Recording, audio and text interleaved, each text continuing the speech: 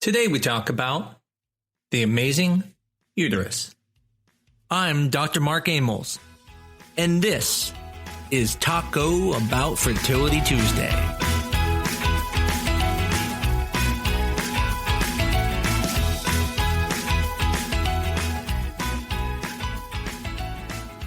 When was the last time that you checked into a hotel and you didn't leave for 9 months?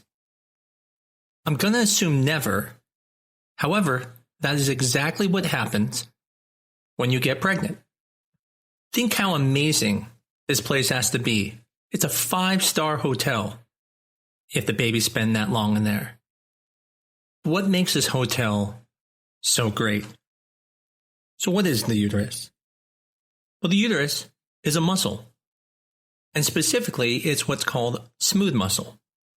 This is muscle that you see in the bowels, in the bladder, that usually constricts, but it doesn't constrict in a specific line, like skeletal muscle, which is very specific in its direction. Surprisingly, the uterus is very small. The average size is approximately 7 centimeters by 5 centimeters and weighs just 30 to 50 grams. Matter of fact, for most women, you could barely even feel the uterus if you pressed on the pubic bone because it hides behind it. However, this little pear structure will now become the home to your baby and will grow almost by 500 times in size than its original size. The way the uterus is able to expand this 500 times is through 2 processes. The first, called hyperplasia, is where the muscle cells actually divide and you actually make more cells in the beginning of the pregnancy.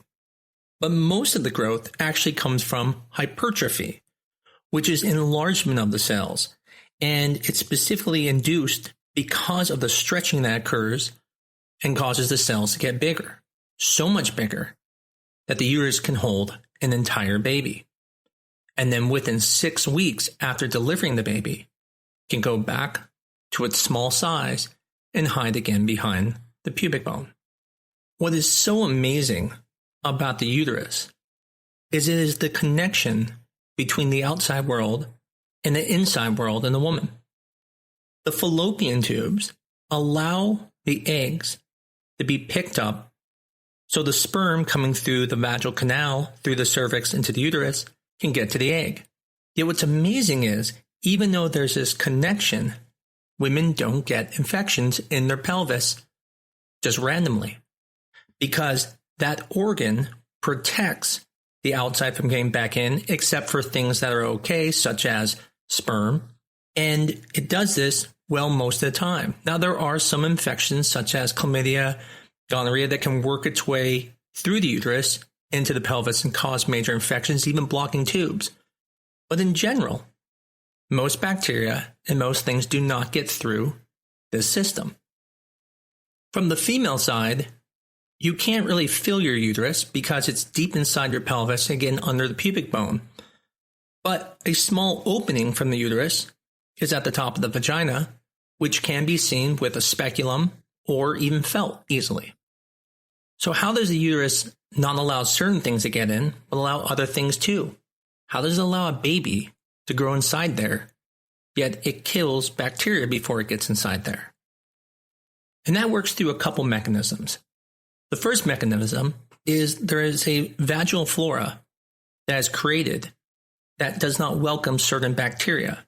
So that limits what can even get exposed to the cervix and the uterus. The second thing is that there is cervical mucus, which also prevents many things from getting past the cervix into the uterus. But the third thing is actually very interesting, and it has to do with the immune system. When you get pregnant, progesterone causes the uterus to act differently than it normally would when you're not pregnant. Specifically, researchers have discovered that the onset of pregnancy causes the genes that are responsible for recruiting the immune cells to the site of implantation to be turned off. This then prevents T cells from accumulating at the placental site from attacking the pregnancy. Even more interesting is how it does it. Instead of changing the DNA, it actually undergoes what's called epigenetic modification, where it actually causes the genes to shut off, but doesn't actually change the genetic material. This then allows the uterus to go back to normal after the pregnancy is over. So now that we know the uterus is a superorgan, what's really the purpose of it? Well, we started getting into this before. Clearly, one of the main parts of the uterus is to house the baby to allow it to grow and to exchange with the mom so it can get certain nutrients from the placenta, but without attacking the baby. Now, when it comes to the immune system, we've talked about how there are mechanisms in place that prevent the body from attacking the baby, because what good would it be to have a baby in your uterus if your body's attacking it? Now, although the mom is supporting the baby, it is important to understand that it's not so much an active process on the mom's side, but more of an active process on the baby side. The placenta attacks the uterus and actually invades it. And then the placenta has all of the materials needed to then extract the nutrients it needs from the mother. Even the hormone progesterone pretty much comes from the placenta. Only in the first 6 weeks is the mom producing the progesterone. So all of the effects of pregnancy that prevent your body from going into labor, that cause a lot of the side effects that occur with pregnancy, come from the hormones from the placenta. This is why we are able to proceed with frozen embryo transfers. Even though your body isn't making any of the hormones it usually makes with natural conception, we're able to supplement those hormones in the beginning until the placenta takes over. So how important is the uterus? Well, it's so important that we have never been able to make anything that can grow a baby outside of the womb, which shows you how important this structure is, that with all the technology we still have a very difficult time growing babies outside of the womb. Which is why when there are uterine issues, these are very difficult to overcome, because there is no way for us to take the baby out and then keep the baby alive outside of the womb until the baby is at a point where it can survive outside of the womb. That point is usually at minimum 24 weeks, when the baby's lungs are developed and able to support itself. However, there are lots of comorbidities that can occur when delivered at 24 weeks. So we prefer babies to get closer to a minimum 28 weeks, and preferably even 34 if possible. Without question, the uterus is a superorgan. So what type of things can go wrong with the uterus? What are the anomalies that can be associated with the uterus? One issue that can present is the issue of the immune cells not being turned off. Now, this can be very severe. That can even lead to things like miscarriages, but it can also be in ways that can cause changes in the uterus that can lead to things like preeclampsia, which can lead to changes that cause high blood pressure in the mother and eventually needing to deliver the baby. The concern is this happens early and usually leads to premature labor or premature delivery of the baby. Another common issue would be anomalies. So when the uterus is formed, basically two embryologic structures fuse together. And then what happens is that there is a septum that is in the uterus that then gets reabsorbed. Kind of like how your fingers are made. Your fingers are made more like webs, and then the cells between the fingers disappear. Well, the same thing with the uterus. You have two portions that come together that make a whole uterus, and then the septum, the part that was between them, gets removed. Now, what can happen is that sometimes you don't fuse together well. So we call these fusion disorders.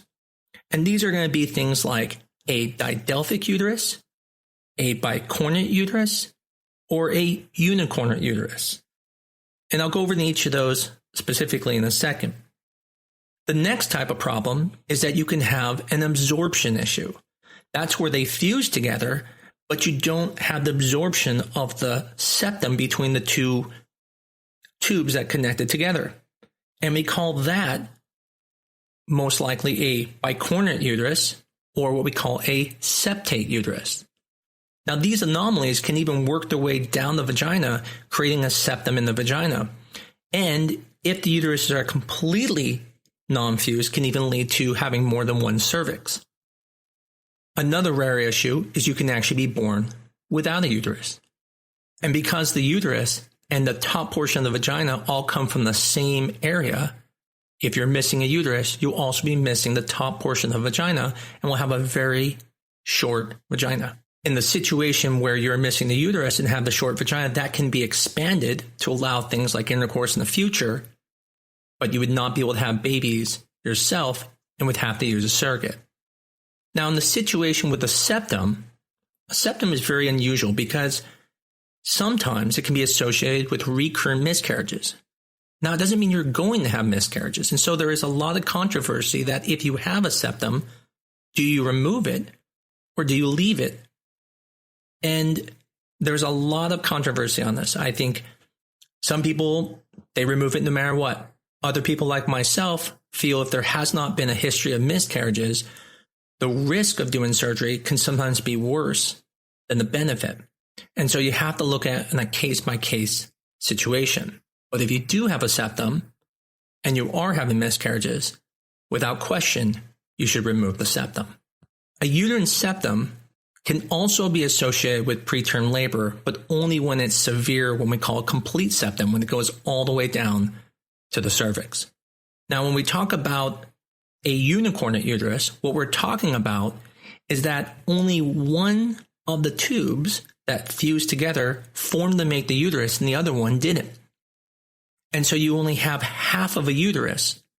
Now, you can still get pregnant, but the problem is that when there are anatomical anomalies, sometimes things don't line up as well. So sometimes the fallopian tube can be a little bit deformed or not in the right place where the ovary is, creating problems. But the biggest risk is preterm labor.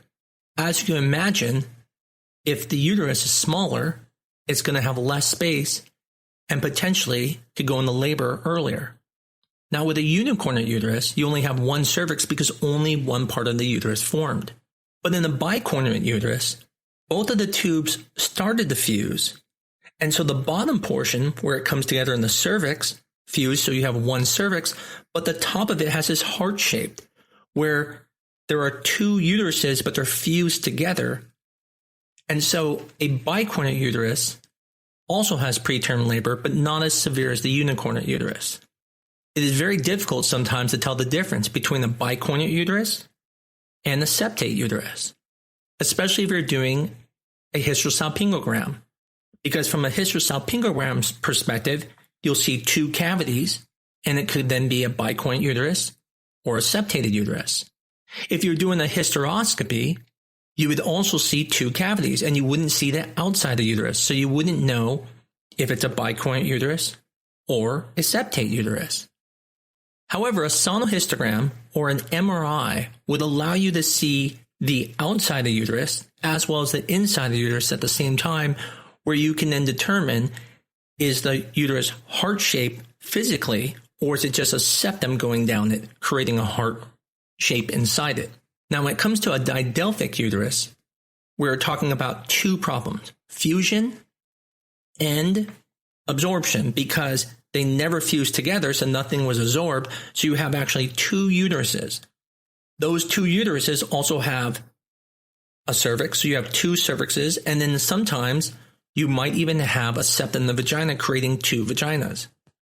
This is also associated with preterm labor, and due to anatomical changes, can sometimes make it difficult to get pregnant because, like before, when we talked about the unicornate uterus, the fallopian tube can be in an unusual position compared to the ovary, and so it makes it hard to pick up an egg. Next, I want to talk about a tilted uterus. Now, a tilted uterus is not an anomaly. It is a normal variant. Stay with us. We'll be right back. Hey, it's Pat Flynn here, host of the award-winning podcast, the Smart Passive Income Podcast, which was created to help you learn how to become an entrepreneur. And in the simplest way, too. You know, entrepreneurship can be very difficult. I like to simplify things. And I interview people like Josh Hall and Shane and Jocelyn Sams and Maria Fela. Who are they? Well, they're people just like you, people who have taken action after listening to the show and have built a business that has changed their lives. And I'd love to share an episode with you that I think will inspire you to get started, too. Check out the link in the description or go to smartpassiveincome.com/122 to get inspired, get what you need to get started, and change your life. You got this, and thank you. So it's common to have it. Now, when you hear the word tilted uterus, it doesn't always mean that it's abnormal. You can tilt forward, you can tilt backwards. So a tilted uterus forward is actually very normal. That's actually how most uteruses are. But when the uterus tilts backwards, that would be considered abnormal from the standpoint of the least common variant. Now, what do I mean by that? Well, I joke around that I have a bigger nose than most. Now, it doesn't mean my nose is abnormal. It just happens to be bigger than most. Well, with uteruses, it's not abnormal to be retroverted, which is a type of tilted uterus, but it's less common than a uterus that's tilted forwards. So let's talk about the different way the uteruses can be. You can either be tilted, which is going to be tilting forward or backwards, or you can be just kind of straight. Now, most uteruses tilt forward, and that would be called anterior verted or antroflexed. Now, that's normal. We just call that normal uterus. And when the uterus tips backwards, we call it either retroverted or retroflexed. Now, retroverted means the uterus is tilting backwards on its axis, meaning it's not bending, it's just the whole uterus tips backwards. Retroflexed is where the actual bending of the uterus is going backwards. So you can have both a retroverted, retroflexed uterus. You can have just a retroflexed uterus where the cervix is in the normal position, but the uterus bends backwards. You can have a uterus that is in a normal position where it tilts forward.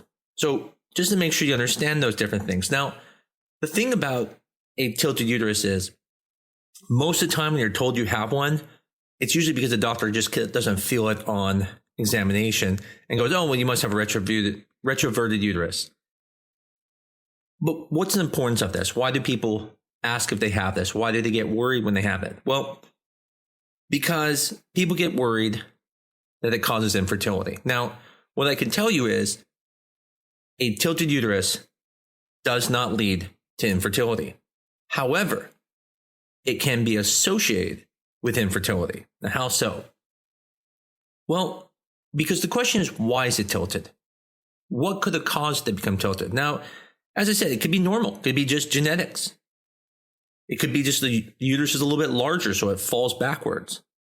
It could be due to weak pelvic muscles that are just not able to hold the uterus up. But one of the concerns is it can be due to scarring. And so people who have endometriosis usually have a retroverted uterus because the scarring pulls the uterus backwards and scars it to the back of the sacrum, which is the back of the pelvis. Same thing if you have an infection, could somehow cause the uterus to scar back to the pelvic wall. And so whenever we see a retroverted uterus, in the back of our mind, we think about that. So if I just see a retroverted uterus and no one has any other symptoms, I don't worry about it. But if they have a retroverted uterus and I suspect they have endometriosis, then I would be more concerned. Another time I get worried is if the partner has low volume in their sperm. When there is low volume, there's not as much sperm to then cover the cervix. Well, if your uterus is retroverted, meaning it's tilted on its axis, the cervix is now shooting up versus shooting down like it normally is. And so if the volume is low, it may not be bathing that cervix as much. And I've found that women who have retroverted uteruses with men who have very low volume of the sperm, only 1 milliliter, tend to have problems getting pregnant. Now, what about things like IUIs or IVF? Well, IUIs really are not affected by a tilted uterus. Now, it may make the IUI harder because now you're trying to transverse this uterus with this catheter and you can't really see anything and you could be hitting the walls. But with an IUI, you're just putting sperm in there and you're expecting an egg and sperm to get together, but you're really not technically pregnant for another 24 hours. So it doesn't really impact it that much. But in IVF, it does. Matter of fact, in IVF, a retroverted uterus makes the transfer harder because you can't just take a catheter and put it in there. You have to bend it exactly to the shape of the uterus. You have to then circumvent around the curve, because if you're just taking that catheter and pushing it in, there is a chance you could be causing trauma to the endometrium versus having it smoothly go in between the layers. And so, although there's no super evidence that causes you to not get pregnant in IVF, it definitely makes the transfer harder, and anything that makes the transfer harder will always affect the rates. Another area I want to talk about is the uterine cervix. The cervix is the opening into the uterus. And sometimes the cervix can be very difficult to get the catheter to go into because of things called stenosis or due to a circuitous cervix. So one of the questions I get asked a lot is, am I able to get pregnant, or is the sperm not able to get into my cervix because you have such a hard time putting the catheter in? I think an important part to understand is sperm is like liquid. So if you can have a period and bleed out your cervix, then sperm can definitely get into the uterus. Now, a difficult cervix to transverse with a catheter does make IUIs and IVF more difficult, but as I talked about earlier, it doesn't prevent you from getting pregnant. The last thing I want to discuss is the amazing thing about the uterus is, unlike the ovaries, which have a limited lifespan, the uterus actually works past menopause. Now, this is a little bit technical because in reality, you don't ovulate anymore in menopause, so you really can't make an egg to get pregnant. But with fertility, we can, use eggs that maybe were frozen in the past, or you can use donor eggs or donor embryos, and we can place in the uterus even after menopause. Because the baby does most of the work, and as long as your uterus is attached to blood supply, then it should work. Now, we have to support the pregnancy in the beginning, but overall, the placenta will take over. Now, there have actually been in the news stories about transplanting a uterus. Again, quite amazing. So now people who don't even have a uterus or lost their uterus got a transplanted uterus and carry the baby. So in the end, the uterus is an amazing organ that lasts from the point of reproduction age till basically the day you die. You can still use the uterus. It works as this organ that prevents bacteria from getting into your pelvis. And it's your 5-star hotel for your baby that's developing in there. As always, thank you to everyone who listens. Thank you to everyone who subscribes and reviews us. I hope everyone is excited that a lot of the reproductive centers are starting to rev back up. Our clinic too has started to see patients again for IVF and treatment, and I'm hoping that we can keep continuing this way. I think it's important for everyone to remember that although we think it might be safe to keep going through, it does not mean there aren't risks. We also do not still know what effects COVID-19 has on the pregnancy. Now, does this mean you shouldn't go through? No, it just means that you need to make sure you know all the risks, and that no one can really give you a definitive answer right now because we don't have all the information. However, I'm just very happy that now women, men can now go through fertility treatment and no longer have to be in limbo. As always, thank you, and I look forward to talking to you again next week on Taco About Fertility Tuesday.